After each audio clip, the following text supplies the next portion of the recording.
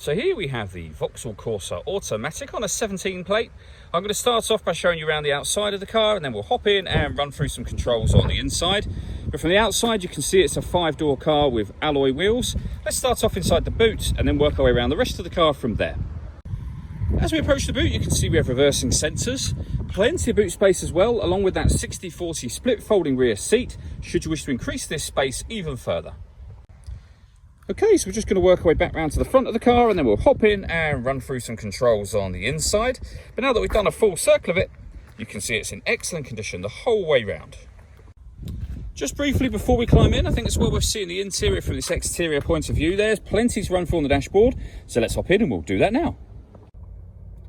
Okay, now that we're inside the car, we're going to start with the dials. On the left-hand side, we have the rev counter, and on the right-hand side, the speedometer. In the middle at the bottom, you can see the total miles for this car, which are 13,851. Above that, we have a digital readout that is available for trip computer information, as you can see, fuel economy information, and for your speedometer as well.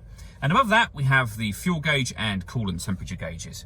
If we back out to the steering wheel, on the left-hand side, we have cruise control and speed limiter. And on the right-hand side, stereo and phone controls.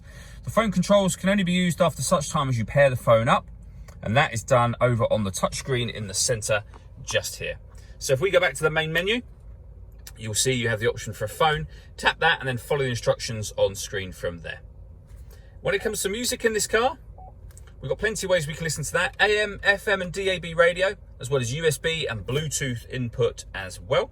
So you can stream your music wirelessly via Bluetooth audio once you've obviously paired your phone up. If we go back to the home screen, there are certain Vauxhall friendly apps that can be projected up onto the screen by connecting your smartphone via its USB cable to the car. On the left of the stereo, we can turn the parking sensors off, we can turn the city steering on, which makes the power steering lighter, we can turn on the heated steering wheel and the heated passenger seat, and then we have a heated driver seat over this side and deadlock so that you can lock the car doors and unlock them, but you can lock them from the outside. Working our way down with the main volume for the stereo, we then have the air conditioning, so you can determine the temperature, fan speed, the direction you'd like the air to be distributed in once it enters the car. Air conditioning is on at the moment, so off, back on again.